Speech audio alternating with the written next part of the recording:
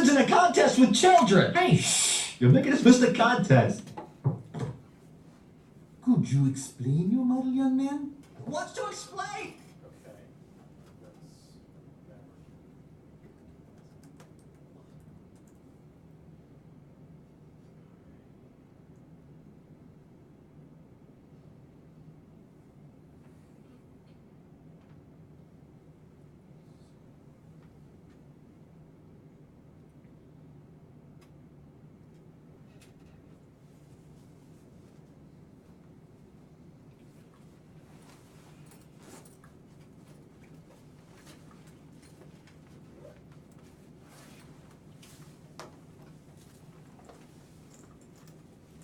So this morning when we tried this for my other class, it was a fucking shit show, and none of it worked.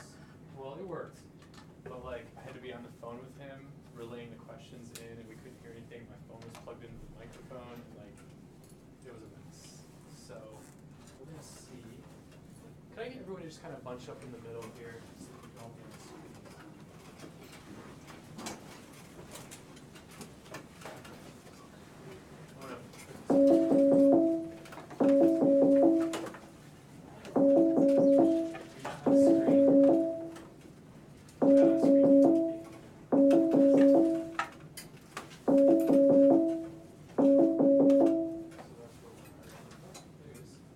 Hello? Hey, Travis. Hey, can you hear us? Dang, you can't hear us, dude. Yes, I am ready. You can't hear us, I'm guessing. Damn, what is the deal with this? Yeah. Okay. Alright, I'm gonna call him again.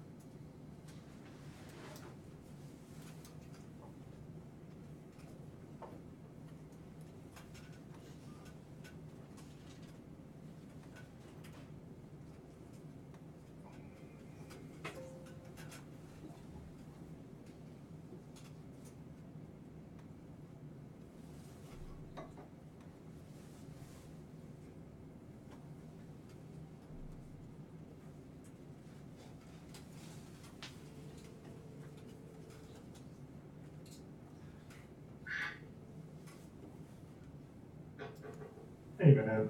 Hey, so what is going on here is that we actually have audio for you right now. So you can. I can hear you. You can't hear me. For whatever reason, I have no idea. I do. That's the only thing. That's enabled. Okay. So what I can do is I can text you the questions. Will that work for you? Then you can kind of just talk to us. Okay. All right, we'll do that then. Why don't we start out with you, if you just wanted to talk to us about, actually, you know what, why don't we stay on the phone, and then I can just give you the questions over the phone. Does that sound good? Okay, cool. All right, if you could just, what did I say? If you could just start out talking to them about what inspired you to write Phanton Weapon Syndrome, and I guess like where that came from in your journey as like a veteran, like coming home. All right, so we'll set the phone up while I talk. Right. Yeah, you don't. So the idea for the article came from repeated when I was the cavalry vets that I was working with, talking about how I missed the weapons. And also, the last class, there's a recurring dream where I slipped back my machine gun that I carried in Iraq. And I was going to sneak it back in pieces and hit it in my safe.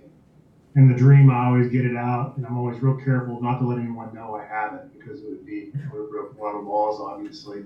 And I just want to take it out and shoot it because it makes you feel this kind of sense of security and safety, confidence to be skilled and to have your weapon with you at all times. And I found this again and again. Should still be on the phone. Yeah, we dropped the call. Are we on the phone still? No. Can you guys hear me? Yeah, call dropped somehow. We're in a basement. That's probably not the greatest thing. Are they able to hear me? Yeah, they're able to hear you just fine. It's coming through loud. Okay, I'll just keep going. All right, yeah. And so whenever I was meeting with vets and talking to them in person and working on their stories for military experience in the arts, this thing came up again and again in stories and in short works and stuff like that. Vets would talk about how they missed their weapons, and so I wanted to explore that. And at the same time, I was taking coursework in psychoanalytic theory, and I learned about how, children get attached to certain objects when they're young as a way to kind of learn about the world and to, deal with the own stresses of coming of age. And I kind of connected the two. I said, well, if children have things like security blankets and stuffed animals and stuff like that, then maybe there's a similar process that goes on in the training and indoctrination of troops whenever they're introduced to their weapons. And so the article was kind of me exploring that scholarly and through a personal lens.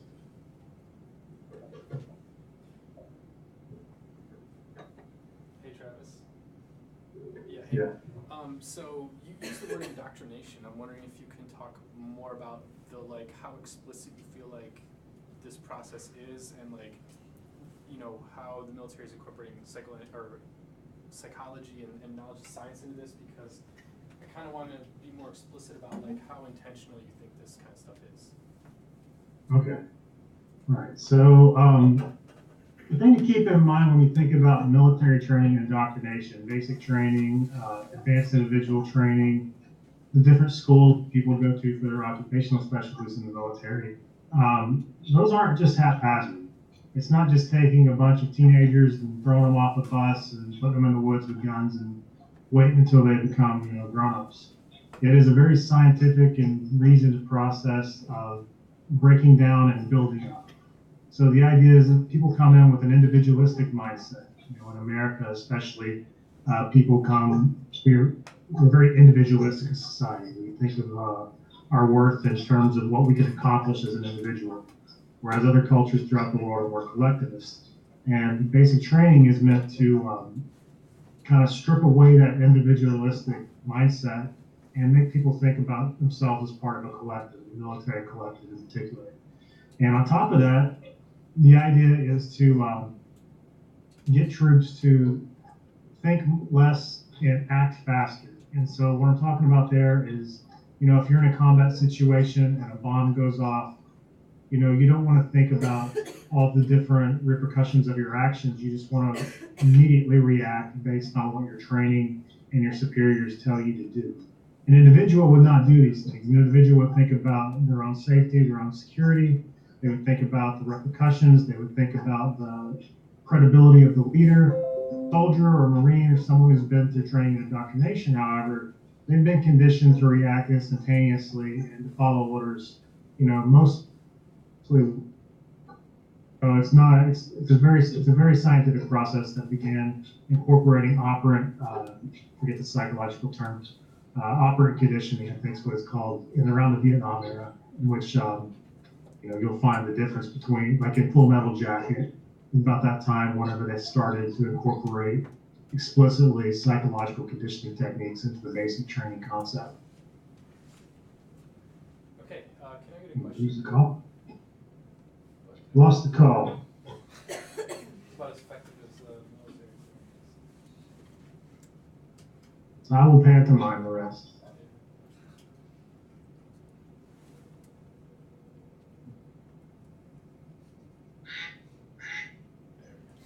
Okay. In the basement, huh? Yeah, we lost the comm. So I'm going to start taking questions. What were some questions you guys had for Dr. Martin, Travis? Yeah, Sydney. Yeah, you don't call me Travis. One of the things when I was reading the article that really brought me back to something that we were talking about in class for basically everything we read is when in his article he refers this specific wording a few times throughout the article. He says basic training invited a form of regression for the soldiers, and I was wondering if he thought we talked about in class the type of people that join the military through the ads they have and through the type of people who are looking for kind of that way out or a way to like get a better life. I was beginning to think like the type of people that the military like brings in already also have like a predisposition for that type of like regression, like needing to put their anxiety like in an object, because he talks about Freud a lot also. Yeah. And I know Freud, like obviously with like development, he talks about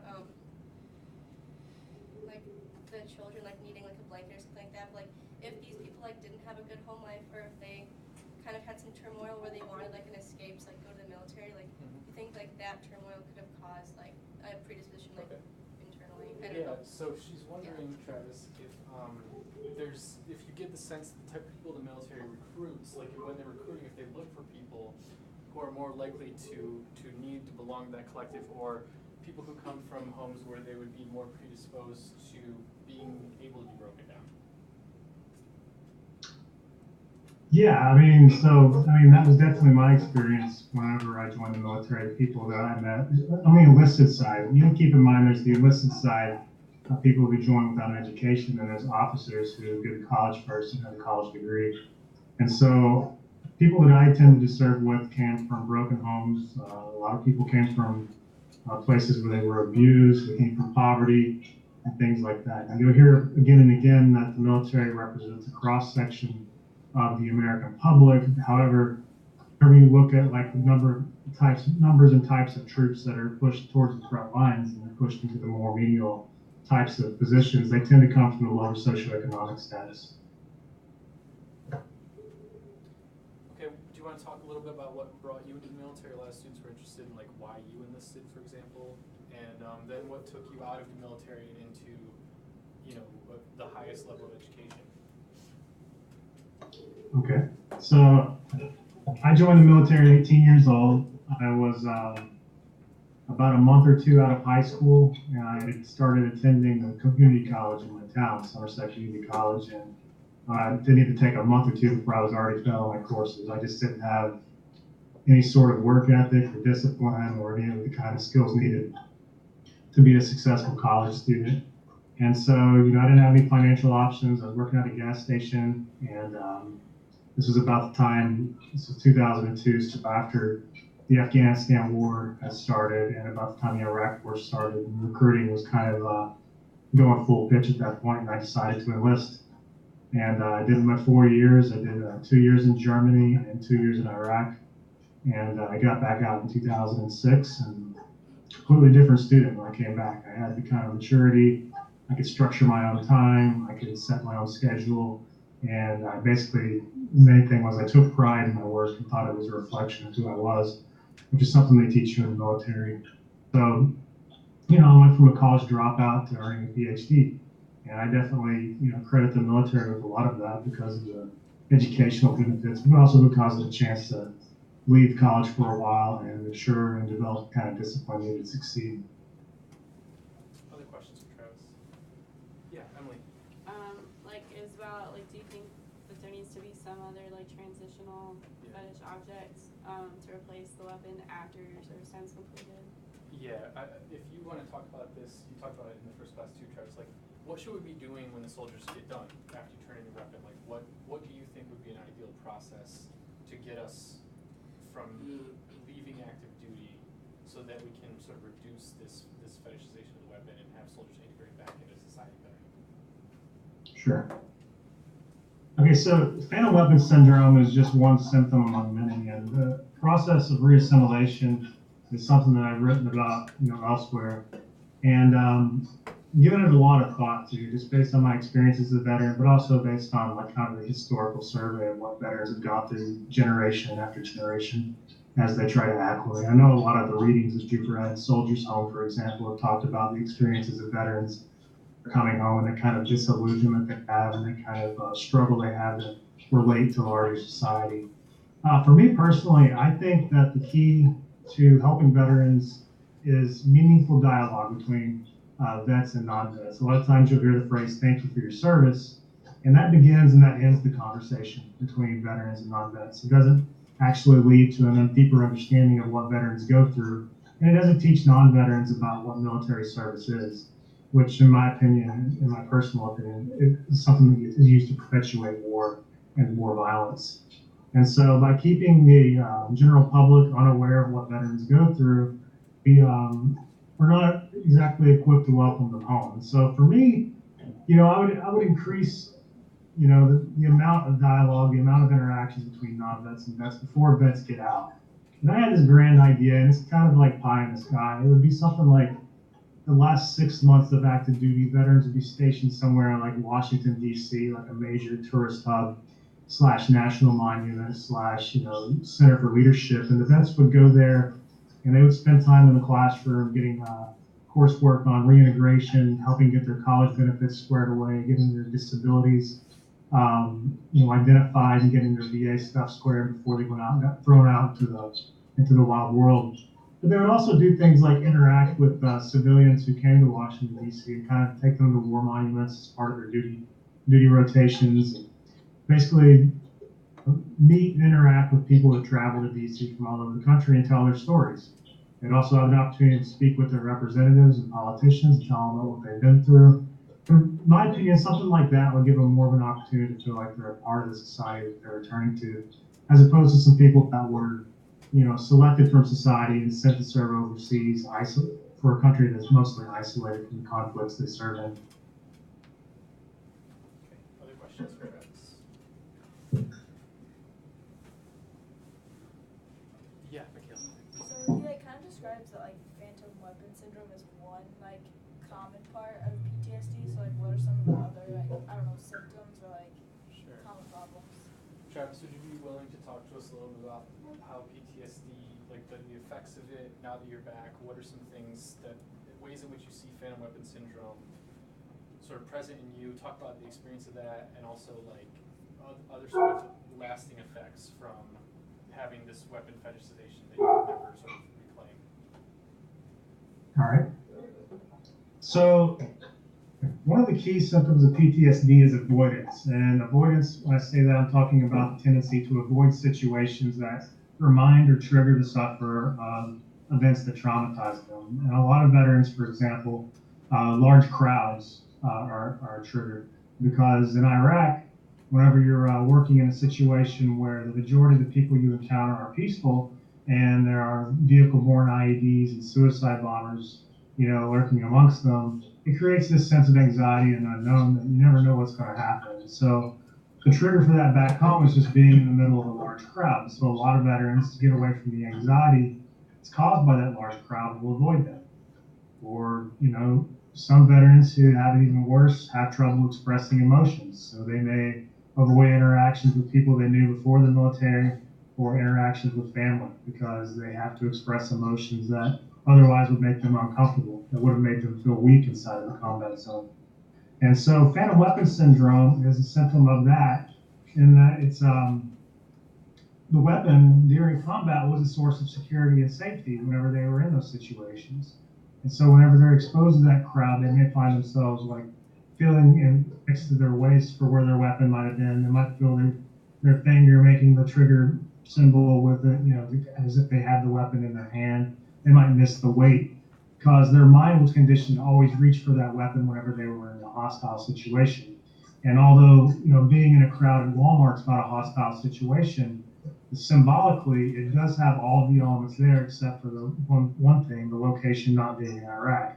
And so, the idea there is that the symptoms of PTSD cause anxiety, and the anxiety then results in the brain reaching for a past coping tool, which was once the weapon.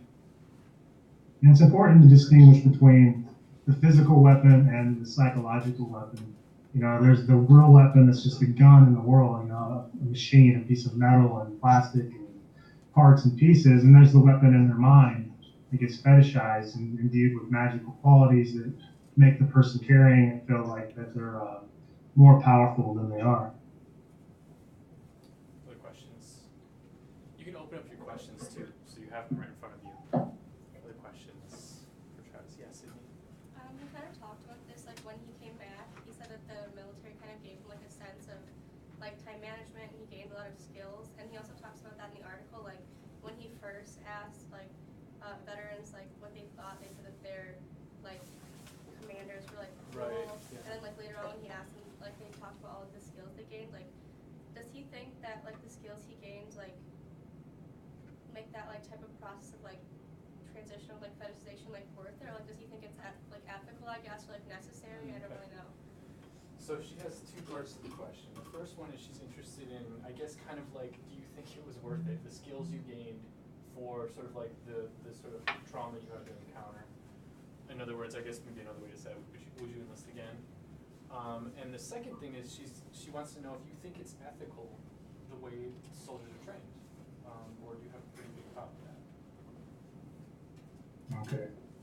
So to answer your question, yes, I would enlist again. In fact, I encouraged my younger brother to enlist in the Navy not even 2 years ago.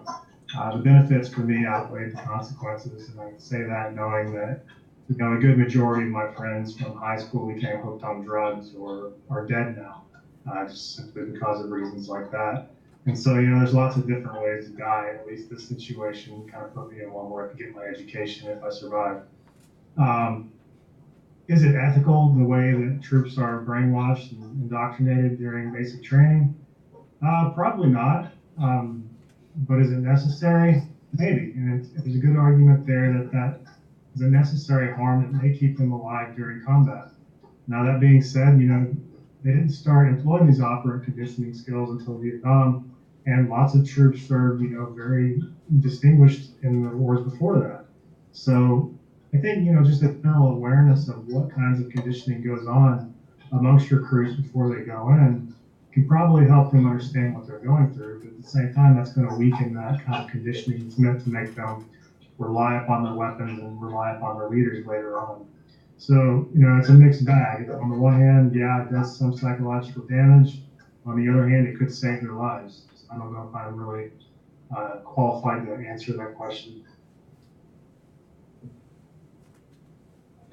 Well, I feel like you're uniquely qualified because you've sort of gone through it, and you did sort of. We're talking on scale. Was that?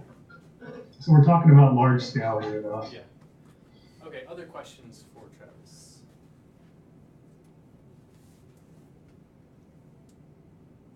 Y'all wrote down questions. I know. Let's go. Pull them up.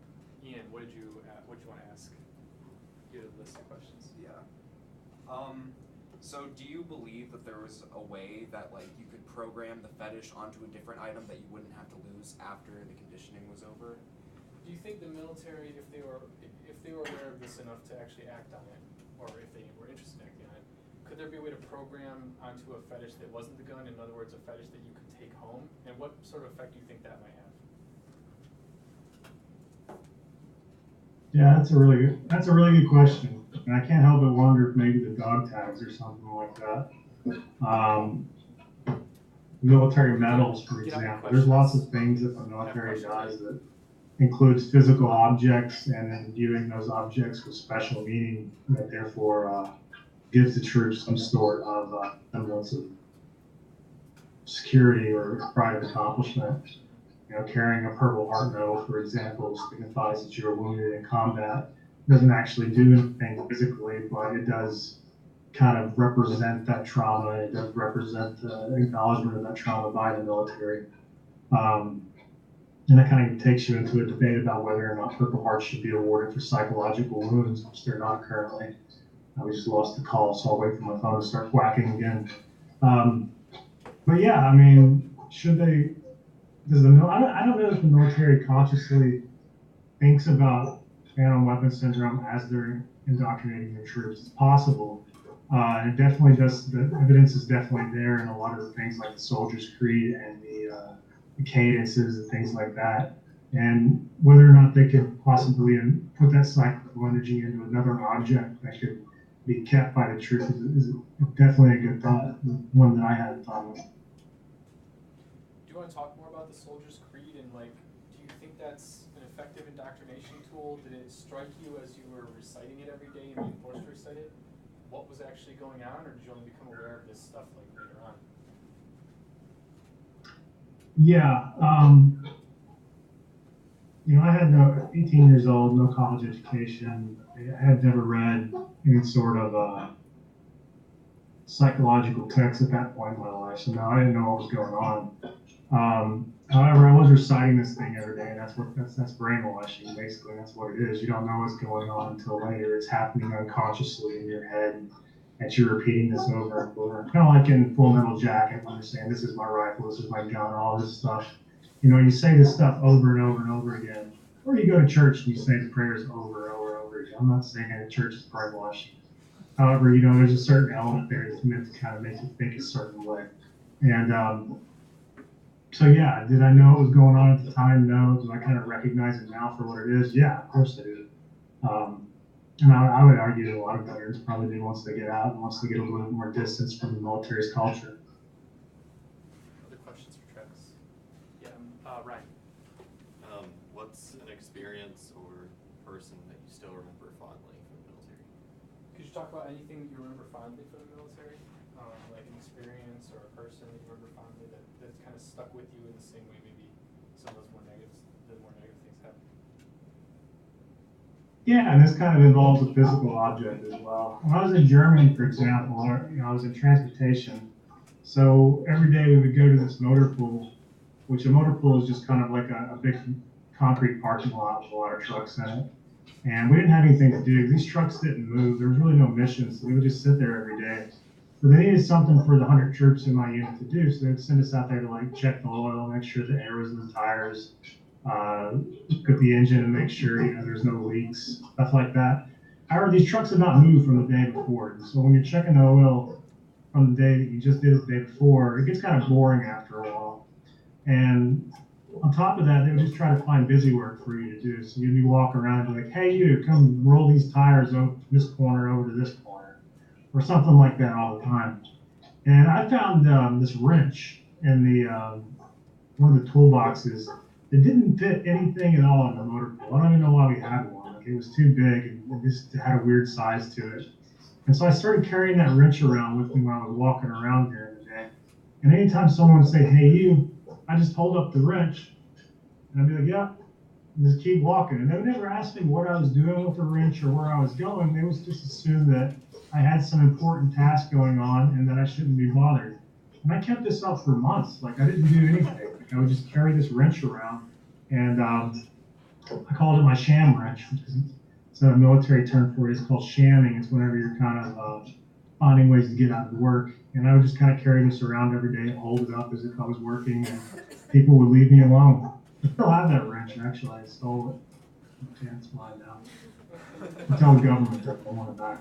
All right, other questions for Travis? Yeah, Vic. What were some factors that helped you reassimilate back into society after combat? He wants to know what were some factors or things that happened to you that helped you reassimilate. And I guess a pre-question would be like, do you feel like you successfully reassimilated? Yeah, I feel like I've successfully reassimilated. I know a lot of veterans that have, gone, down a lot darker rabbit hole than me. I have a PhD and I live at home and I have income and I have a job and I'm in school and all this stuff. And, some vets, they're not as lucky. And some vets, they're just, they don't have as much support as I had. I did 10 years of therapy, like every bit of it. I did all the different kinds, EMDR, talk therapy, medication, all this different stuff. And, I think that I talked about this before with Owen. Like, one of the biggest things that helped me was just writing about my experiences and using my college education as a way to explore what I was going through. And so when you read things like Phantom Weapon Syndrome, that's me writing a paper that started out in a class. But it's also me kind of using the opportunity to explore some personal issues that I was going through. And that kind of scholarship and object remove from my own personal feelings gives me the opportunity to explore these issues in a dispassionate way. And that kind of kept me from getting overwhelmed by it. So I would say I still have problems from time to time. There are things that are less comfortable for me than they would have been had I never been in the military. But for the most part, they're just part of who I am, and you take the good with the bad. Like I said, I got a lot of discipline from the military. I mean, yeah, I have some bad days when I'm anxious or depressed, but I also am able to succeed in ways that I wasn't before I joined. So, like I said, good with the bad. Other questions? Yeah. So like the rifle, he's talking about like the Phantom Weapon Syndrome, but there are people that never see combat because they're in different parts of the military or anything like that.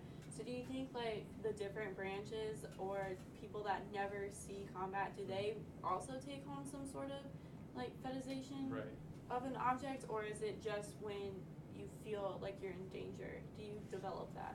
Yeah. So she had a kind of similar question when we talked about earlier.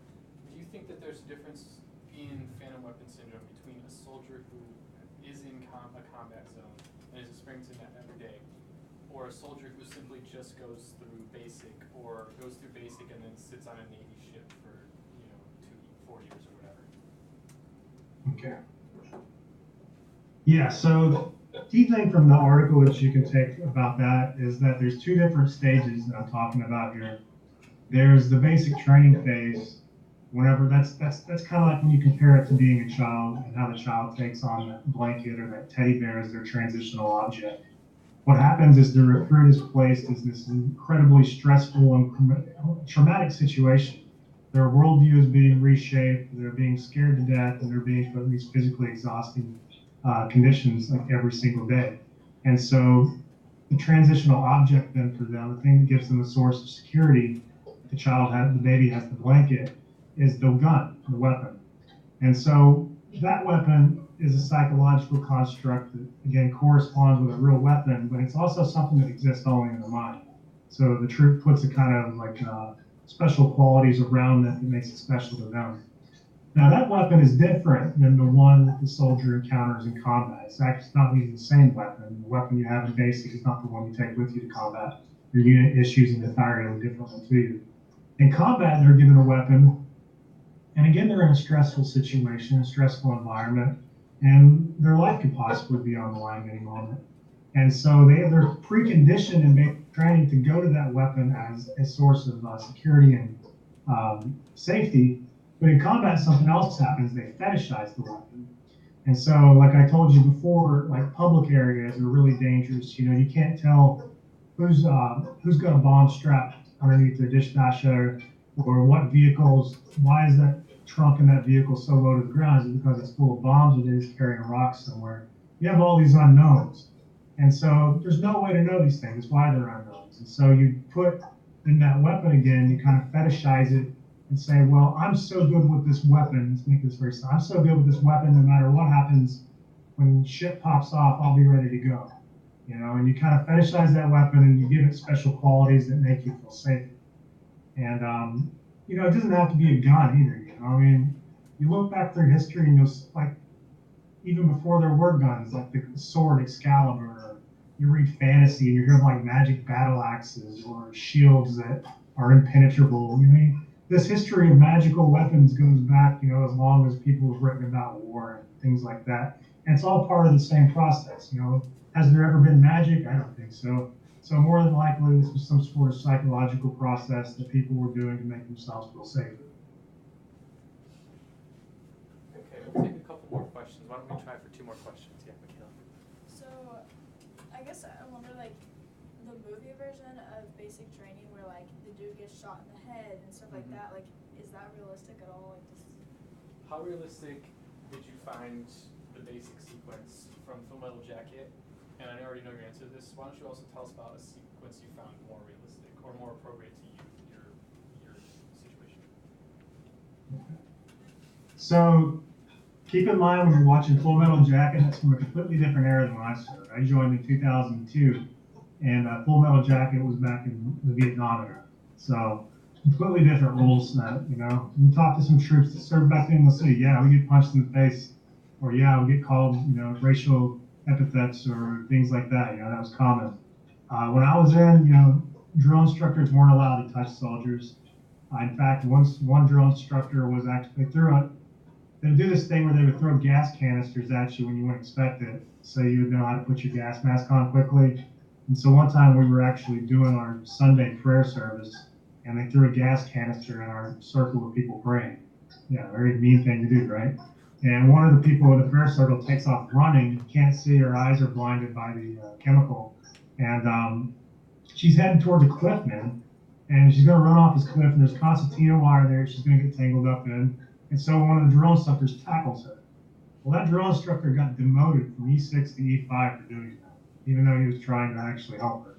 And so the physical contact thing is a big no-no now.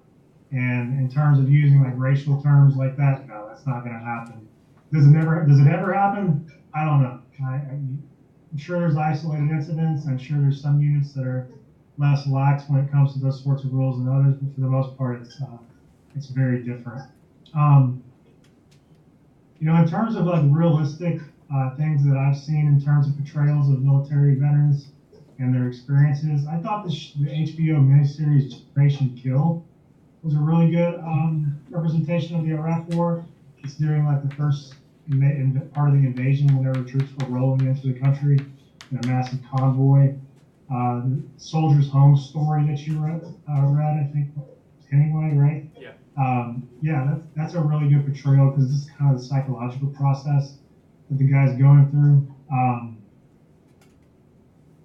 There's scenes in Hurt Locker is a really bad example, honestly. Like there's no person that goes out there without some sort of chain of command. It's just some cowboy who goes and finds all the bombs with his partner, and doesn't really answer to anyone. That doesn't really happen.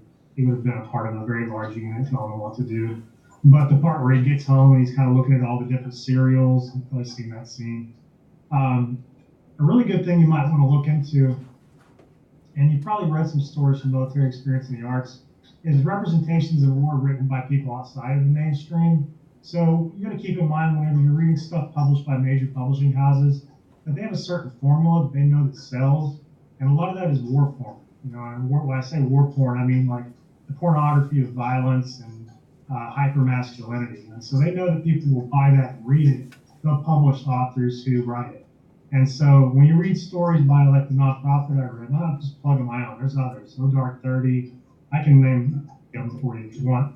Stuff written by veterans themselves will tend to give you a more nuanced perspective because veterans are not a monolith. No two veterans believe the same things. We don't all have the same political ideology.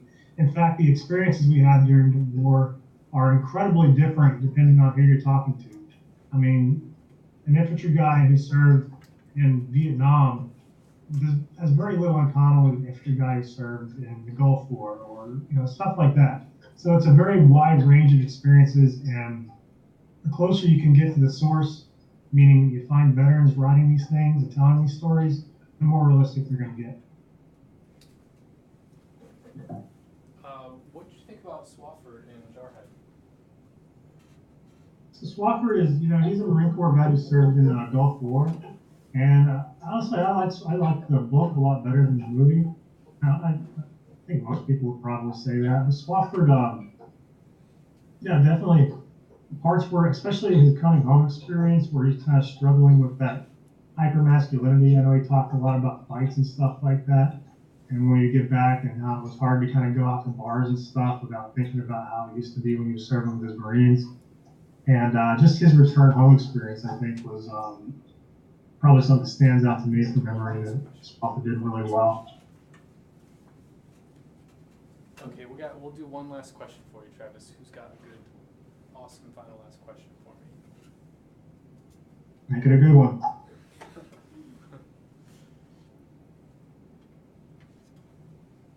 Someone's got to go. All right, make it a mediocre one. A mediocre one. Sid, you got a mediocre one for us?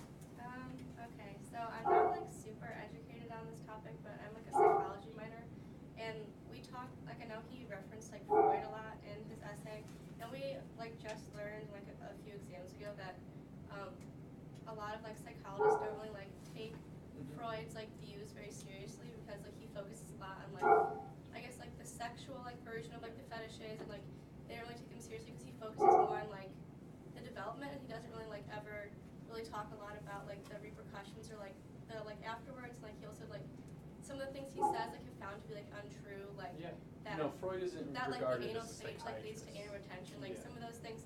So I don't know if he like really believes a lot of like what Freud says, since he references it so much, like what his like views on it were. I don't know. She's a psychology minor, and she's learning that Freud is really not that great of a psychiatrist. So she's wondering if you could talk about like why you chose to use Freud, if you have any problems with his sort of model in general, and if you could talk about any of that. Okay, so I think I understand this question. Okay, so when you're dealing with Freud and psychoanalysis, you're dealing with symbolism. You're not dealing with the types of evidence-based treatments that you're talking about today when you're talking about psychology. For me, that's helpful because I'm not, a mental health major. I'm an English major, and we deal very heavily in metaphor and symbols. So I was able to kind of make that bridge a little bit more naturally. I think a lot of people are off put by the kind of language that psychoanalysts use when we talk about like oral and anal eroticism and things like that. And you can think about that, yeah, it's a bad rhetorical technique, and why did they think of that? But what they mean whenever they're talking about that is kind of like the infant's kind of perception of reality. And you got to keep in mind that infants don't have like a symbolic or realistic perception of reality. They don't have language at this point, and so their only interaction is through pleasure and kind of the input and taking away pleasure and displeasure. And so that's what they mean when they talk about that. They don't mean that as like sexual in a reproductive way. They mean sexual as in a kind of like just pleasurable kind of way. It's very weird, and I understand it can be a little creepy when you're reading about stuff like this. Don't get me wrong. Freud, personally, I liked Freud, and I liked a lot of the stuff he did about narcissistic personalities in particular. I think it's spot on. Like if you ever read like his short essay on narcissism, I guarantee you've got a friend who fits the bill. So go check it out. The later stuff seemed like to me when he started delving into the more kind of sexual perversions and stuff, seemed like an attempt to ignore the large amount of women who are approaching him with stories of sexual abuse. It's almost as if he was trying to repress that by taking his own theories and trying to make them work in a way that didn't account for the sexual abuse of women. And so that's my critique of Freud. And in terms of my writing style is very utilitarian, and so I was, I had Dr. Blum as well, and Dr. Blum is very into child psychology, especially with the application of psychoanalytic child work. And so she was exposing us to people like Winnicott and Greenacre. And so I just naturally made this connection between what troops experience and basic training in terms of being broken down and built up again. And I wonder if that was kind of an infantilization process, and started wondering maybe if the weapon itself was, corresponds with the blankie, the teddy bear, and this transitional object, right, that children use. And so, me, it's just about sensory input, what I see and put it together and try to make answers about what's in front of me. All right, thank you so much for joining us, Travis. We enjoyed having you. This is super educational. Is it okay if they have any more questions, if I front them to you and then you can email me back about it? Yeah, or they can tell me directly, wherever you want. Okay, excellent. All right, let's give Travis a round of applause. Thank you. All right, man, I'll talk to you soon. All right, appreciate it. Later. Okay. Well, thank you all for that. I hope you enjoyed meeting this interesting character. What did you all, I guess, did you find this helpful? Was he able to talk about some things that, that made some more sense for you guys? What types of stuff, Ryan? I just thought that having it was possibly the most modern veteran we've been able to hear from. Yeah. Because up until now, probably the most modern veteran that we've heard from is Swafford. And that's almost 30 years ago at this point. Yeah. So it was really interesting to hear about his experiences and being able to discuss them in real time too, because we talk a lot about things in class and we just can speculate. Mm-hmm. So. Was there anything he said that kind of shocked you guys, or changed the way you thought about some of the texts we've been reading? Yeah. This doesn't necessarily have to do with the text, but I guess when I think of somebody who goes and gets a PhD, I think of somebody who's a successful student, started in high school and when they first go to college. So I think that really showed how helpful the military can be. I thought that was impressive. Sure. Yeah, just to let you know, I also failed 2 classes in undergrad as well. So it's not a requirement to be a successful student at first. You just gotta get there eventually. Anything else that sort of like shocked you, or is he kind of what you picture when you picture a veteran? Yes, or no, was that not? I don't know. I guess not. I mean, he just seems like a normal person, I guess. So, I mean, it just shows that like veterans are just like normal people and to like treat them like that, I guess. And he talked about like when they like you re-assimilate as like a veteran, like just to have like more like open communication. Mm-hmm. So I feel like it was neat to like just be able to like ask him questions openly, because I feel like sometimes if you like don't know a veteran like personally or have that like kind of format, it might be hard. You don't want to like offend them or ask them a question that would like make them feel comfortable and stuff like that. So. Okay. Did he make you feel like maybe you might be more comfortable with that in the future? Yeah, I'd say Okay. so. Emily. I was gonna say, like, I was kind of surprised that he said, like, he would go back now. Like, I don't know, like, he just was talking, it just seems like something where if you already did it and you already, like, learned what you needed to learn, like, he was talking about how you learn, like, valuable skills, but, I guess I was just surprised that he would, like, want to go back and, like, do it again. But the way I was interpreting it was, like, he would do it, like, now. Oh, like, now. No, I think he was he's answering like- it as like, if he was 18 and you said like, Okay. here's where you're gonna end up. Here's the problems you're gonna have. Here's the benefits. Would you take that? Oh, He thinks he okay. would take that deal again. Because I was just sitting here and I was like, what? Like, No, I don't think he would re-enlist now. Nor would they have him at this point. Yeah, he's a complicated person because at the same time as he's saying that, he's also like, no, this is brainwashing indoctrination designed to, to sort of break you down and do all these things that he's not aware of. So that always kind of struck me as kind of funny about him, is that like he's aware of like these ways in which the military is doing super damage, but at the same time there is that part of him that was there when he was 18 that was like, I need something that's gonna make me be part of something, and he found that. Any final thoughts on talking to Travis? You can use this interview as a source in your revision of your essay, by the way, if you'd like to. It's a source. I've recorded this our class today, and I can get you a link to it if you need it. All right. Who's going home for Thanksgiving? Okay. Travel safe, please. Be safe. I know the Wednesday before Thanksgiving is a dangerous night, so none of you are old enough to do anything about that, but like if you were, just stay away from it and be safe, and take care of yourselves. When we come back, we basically have 1 week because the final week is going to be revision of your essay 3. I'm chugging through the papers as fast as I can, and I absolutely want to have them all done by when we get back. That's my goal. Any final questions before we hit the break? All right, thank you all for coming. Appreciate it. And thank you for asking questions.